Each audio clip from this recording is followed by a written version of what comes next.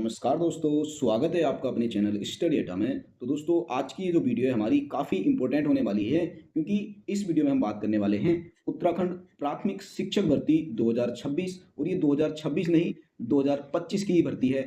अब हम बात करेंगे, आपको डेली न्यूज़पेपर के माध्यम से बहुत सारी खबरें सुनने को मिल जा रही होंगी कि इस भर्ती के अंदर बहुत बड़ा जो फर्जीवाड़ा है वो सामने निकल कर आ रहा है। तो क्या ये जो फर्जीवाड़ा चल रहा है, क्या इससे भर्ती प्रक्रिया में होगी देरी? क्या इस प्रक्रिया से भर्ती प्रक्रिया के अंदर कोई देरी होने वाली है? क्या रहेगा इसका प्रभाव? ये जो खबरें आ रही हैं, क्या इनका कोई प्रभाव रहने वाला भी है या फालतू की खबरें हैं? कब मिलेगा जॉइनिंग लेटर, कि आपको जो जॉइनिंग लेटर है वो आखिर कब मिलने वाला है? दूसरा, क्या इस बार ऐसे लोग होंगे भर्ती प्रक्रिया से बाहर कि जो लोग फर्जीवाड़ा कर रहे हैं, इस तरह के लोग कि जिन्होंने अलग-अलग राज्यों से 2-2 3-3 स्थायी निवास प्रमाण पत्र बना रखे हैं, तो क्या इस बार वो भर्ती प्रक्रिया से बाहर होंगे? ये सारी की सारी जानकारी मैं आपको इस वीडियो के माध्यम से देने वाला हूँ। साथ-साथ में आप यहाँ पर ये न्यूज़पेपर की कटिंग भी देख रहे हैं। यहाँ पर भी लिखा है, तो पहले हम इस कटिंग को पढ़ लेते हैं, क्या इसमें लिखा है, फिर हम जानेंगे ये सारे के सारे पॉइंट के बारे में। तो देखो, सबसे पहले यहाँ पर आप हेडिंग देखेंगे, लिखा है कि शिक्षक बनने के लिए 2 राज्यों का स्थायी निवास हासिल कर किया बड़ा फर्जीवाड़ा। कि भई किस कि कुछ लोगों ने उत्तराखंड में शिक्षक बनने के लिए 2 राज्यों के स्थायी निवास प्रमाण पत्र बना लिए हैं और इस तरह से ये फर्जीवाड़ा हुआ है। तो सबसे पहला तो सवाल यही आ जाता है कि 2 राज्यों का स्थायी निवास प्रमाण पत्र एक साथ कैसे बन सकता है? इसका मतलब तो ये है कि जिस भी व्यक्ति ने ये प्रमाण पत्र बनवाए हैं, तो उसने कुछ तथ्यों को छिपाया है, गलत जानकारी दी है, या फिर ये भी हो सकता है कि उससे संबंधित जो लेखपाल हैं, तहसीलदार हैं, कोई पटवारी हैं या कोई भी अन्य अधिकारी है, उसने इसमें फर्जीवाड़ा किया है। यानी कि उसने रिश्वत के तौर पर इनका फर्जी निवास प्रमाण पत्र जारी किया है।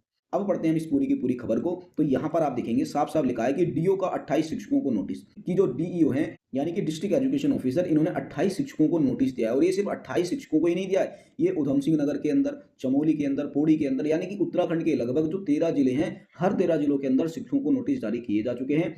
15 दिन में स्पष्टीकरण ना देने पर बर्खास्तगी तय। यानी कि यदि ये शिक्षक 15 दिन के अंदर स्पष्टीकरण नहीं देते हैं, तो इनको उनकी सेवा से बर्खास्त किया जाएगा। पर यहाँ पर एक क्वेश्चन यही आ जाता है कि भई अब इनको बर्खास्त करना क्यों?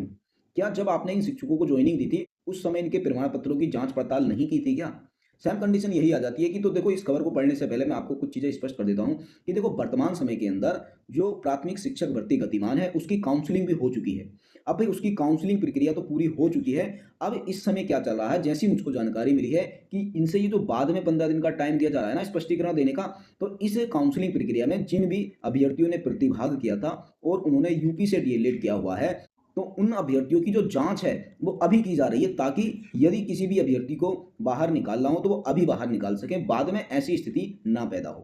क्योंकि अगर बाद में ऐसी स्थिति पैदा होती है, तो फिर विभाग के अधिकारियों के ऊपर, शिक्षा अधिकारियों के ऊपर संशय का विषय पैदा हो जाएगा कि इन्होंने पहले जाँच क्यों नहीं की। इसी वजह से आपका जो जॉइनिंग लेटर है, उसमें भी थोड़ी-सी देरी आपको देखने को मिल सकती है। पर जहाँ तक मुझको जानकारी मिली है कि 1 से 2 दिन के अंदर आपको बिल्कुल सटीक सूचना मिल जाएगी। कि देखिए, कुछ जिलों ने तो मुझको यही भी जानकारी दी है कि कॉल के माध्यम से आपको सूचित किया जाएगा कि आपका सिलेक्शन हो चुका है और कब आपको जॉइनिंग लेटर मिलेगा। साथ-साथ में कुछ जिलों ने यह भी जानकारी साझा की है कि हम एक सूची प्रकाशित करेंगे विभागीय वेबसाइट के ऊपर, जिस तरह से हमने काउंसलिंग सूची या फिर प्रत्यावेदन सूची प्रकाशित की थी, इसी तरह से हम ये फाइनल जो सूची है, जितने बच्चों का सिलेक्शन हुआ है और जितने बच्चों का रिजेक्शन हुआ है, किस कारण से हुआ है, उनकी हम सूची प्रकाशित करेंगे। तो देखो, ये 1 से 2 दिन के अंदर आपको सूचना मिल जाएगी और हो सकता है इसकी जानकारी आपको आज से ही देखने को मिल जाए, यानी कि आज शाम तक हो सकता है आपको कोई कॉल या फिर कोई सूची की सटीक जानकारी देखने को मिल जाए। नहीं तो आज या कल में आपको 1 से 2 दिन के अंदर बिल्कुल सटीक जानकारी देखने को मिल जाएगी। बिल्कुल ऑफिशियल स्रोत के माध्यम से। ठीक हो गया? अब हम पढ़ लेते हैं थोड़ा इस खबर को। देखो, यहाँ पर ये नैनीताल जिले की खबर है। देखो, ये नैनीताल जिले की खबर है। इसमें लिखा है, जिले में सहायक अध्यापक प्राथमिक भर्ती में बड़ा फर्जीवाड़ा उजागर हुआ है। 2 साल पहले नियुक्त 28 प्राथमिक शिक्षकों ने उत्तर प्रदेश से बीएलएड एवं बीटीसी प्रशिक्षण प्राप्त किया, लेकिन इस प्रशिक्षण में बाध्यता की ऐसे अभ्यर्थी ही पात्र होंगे जो उत्तर प्रदेश के स्थायी निवासी हों।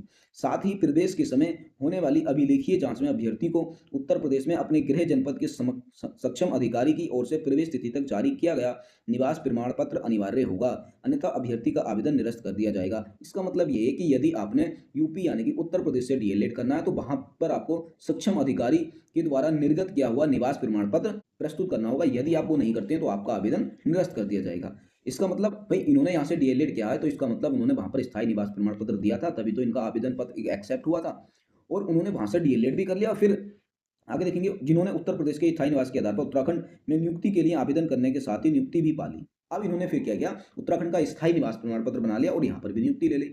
ये शिक्षक जिले के दूरस्थ धारी दूरस्थ धारी व उखलकांडा ब्लॉक में कार्यरत हैं। तथ्य छिपाकर नियुक्ति के लिए एक राज्य का स्थायी निवास उनकी गले की फांस बन गया है। बिल्कुल सही बात है। शनिवार को जिला शिक्षा अधिकारी प्राथमिक नैनीताल एचबी चंद की ओर से 28 शिक्षकों को नोटिस जारी किया गया है, जिसमें कहा गया है कि 2 राज्यों के स्थायी निवास प्रमाण पत्र के आधार पर डीएलएड बीटीसी प्रशिक्षण प्राप्त करना व तथ्य छिपाकर राजकीय सेवा में नियुक्ति पाना संदेह पैदा करता है। इन शिक्षकों ने उत्तर प्रदेश से स्थायी निवास के आधार पर डीएलएड व बीटीसी प्रशिक्षण प्राप्त किया, लेकिन उत्तराखंड के स्थायी निवास के आधार पर सहायक अध्यापक में नियुक्ति के लिए आवेदन करने के साथ नियुक्ति भी हासिल की।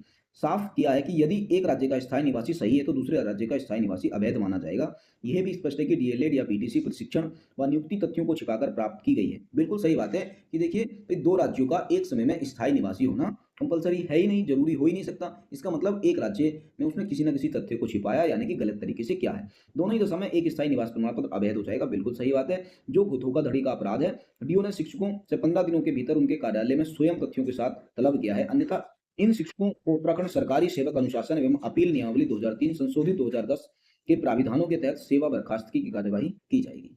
यानी कि भाई इनको क्या है, अब बर्खास्त किया जाएगा। अब किन शिक्षकों को नोटिस दिया गया है, आप यहाँ पर ये शिक्षकों के कुछ नाम भी देख सकते हैं। तो यहाँ पर आप देखेंगे तो साफ साफ आपको देखने को मिल भी जाएगा कि ये आप देख सकते हैं, पूजा कंडारी प्राथमिक विद्यालय पितलिया धारी, नर्मना सिंह प्राथमिक विद्यालय धारी। मतलब यहाँ पर आप देख लेना, अगर आप इनके नाम देखना चाहते हैं तो इन सभी के यहाँ पर ये नाम भी दे रखे हैं।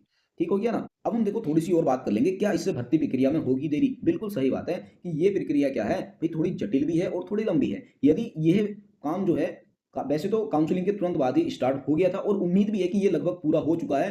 तो जहां तक मेरी उम्मीद है ये भर्ती प्रक्रिया में थोड़ी सी देरी होगी, पर ज़्यादा देरी नहीं होगी, क्योंकि काफ़ी देरी पहले से ही हो चुकी है। तो 1 से 2 दिन के अंदर आपको जानकारी मिल जाएगी कि आपको ज्वाइनिंग लेटर कब दिए जाएंगे। ज़्यादा देरी अब नहीं होगी, जितनी देरी होनी थी लगभग हो चुकी है। क्या रहेगा इसका प्रभाव, तो इसका देखो प्रभाव क्या है, काफ़ी अच्छा रहने वाला है, क्योंकि इनकी जाँच चल रही है और जाँच में जो व्यक्ति फर्जी पाया जाता है, फेक पाया जाता है, उसके खिलाफ तुरंत कार्यवाही की जाएगी और उसको भर्ती प्रक्रिया से बाहर किया जाएगा। और साथ साथ में उसके स्थान पर जो पात्र अभ्यर्थी है उसको मौका दिया जाएगा, ताकि वह इन फेक या फर्जी अभ्यर्थियों के स्थान पर अपनी ज्वाइनिंग ले सके। कब मिलेगा ज्वाइनिंग लेटर, तो देखो ज्वाइनिंग लेटर को लेकर वैसे तो अभी कोई ऑफिशियल जानकारी प्राप्त नहीं हुई है, फिर भी जो छोटी मोटी जानकारी है ऑफिशियल स्रोत से नहीं है, तो 26 जनवरी के दिन हो सकता है आपको ज्वाइनिंग लेटर प्रदान कर दिए जाएंगे। क्या इस बार ऐसे लोग होंगे भर्ती प्रक्रिया से बाहर? बिल्कुल होने हैं, सारे के सारे लोग भर्ती प्रक्रिया से बाहर होने वाले हैं। ये सारी की सारी जानकारी मैंने आपको यहाँ पर बता दी है। फिर भी यदि आपका कोई भी डाउट बचता है, कोई क्वेश्चन रहता है, तो आप कमेंट बॉक्स में हमसे पूछ सकते हैं। और हाँ, बहुत सारे अभ्यर्थी ये पूछ रहे थे कि सर ये जो बीएड ब्रिज कोर्स है, क्या इससे भर्ती प्रक्रिया में प्रभाव पड़ने वाला है? ये जो 169 सीट रिजर्व की गई हैं, थोड़ा इसके बारे में विस्तार से चर्चा कीजिए। तो देखिए अभी मैं क्या है कुछ लोगों से बातचीत कर रहा हूँ इसके बारे में, तो जैसे ही हालांकि मुझको काफ़ी हद तक जानकारी मिल चुकी है, तो 1 से 2 दिन के अंदर आपको एक वीडियो मिल जाएगी